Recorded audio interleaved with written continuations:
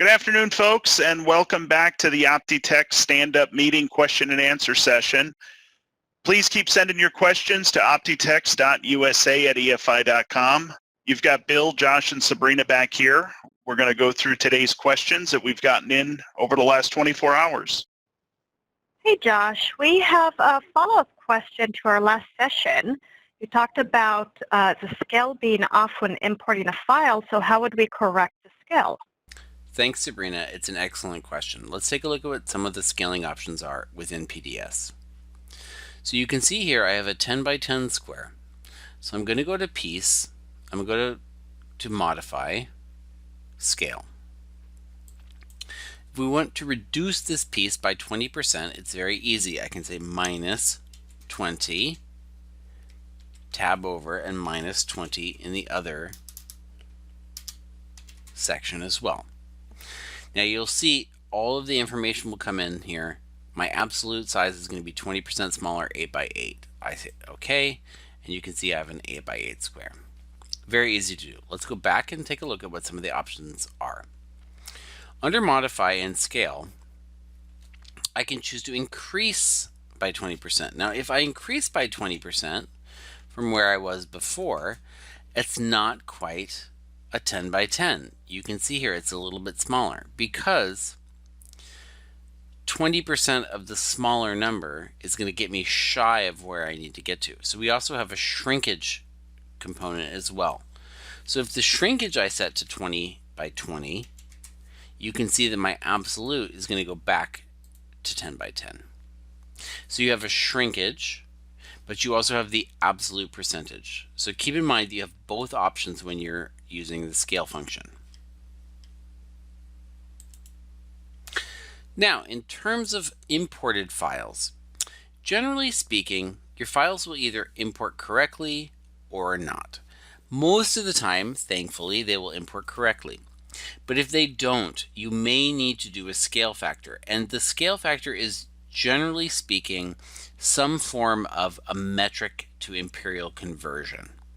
What do I mean by that? Well, this is a 10 by 10 inch square.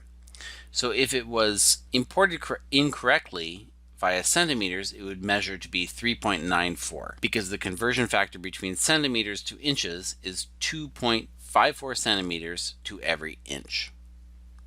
So let's take a look at how we correct for that. Now, when you have a 10 by 10 square, it makes it really easy, which is why we always encourage people to do something like this when they're doing their standard operating procedure. If you have 3.94, all you need to do in your shrinkage is make up the difference between 10 and 3.94, which is going to be 60.6. So I'm going to 60.6 in each of those, and you can see that the absolute value is going to go up to 10. I'm going to hit OK, and now I have scaled my pattern correctly. Now this is an easy example. It may be more difficult, but always call into support if you need help with any kind of pattern conversions that you're having problems with. Great answer. Thanks. Moving on to our next question. How do you edit multiple internal attributes? This is another great question, and it's something that comes up all the time. So this can be done for a number of different internal attributes, but I'm going to show in this example how we do it for notches. Okay, so first things first, I'm going to go up to Piece, General, Change Internal Attributes. Within this menu, I have the choice of what internal attributes I want to change. So Pieces, All or Current Only. I'm going to choose All. What kind of attributes do I want to change? And in this case, I'm going to choose notches, but again, you have choices of several other options. I'm going to choose all. So one thing that you want to notice is that according to this kind of dividing line, everything on the left is what you select and everything on the right is what you change it to. So I'm going to go ahead and not just choose certain types of notches, but all of them. So you see all. I'm choosing for everything. Okay, I'm going to choose to change these to V notches, and I'm going to set everything. So I'm going to set the depth at 0.25, width at 0.25, and I'm also going to set the angle at -90. Okay, because I want them to come outside of the piece.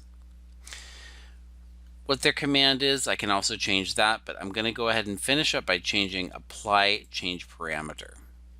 Okay, and I'm going to close this window. Now what happens when I go in and now zoom into all my notches? You can see that all of my notches are now external V notches.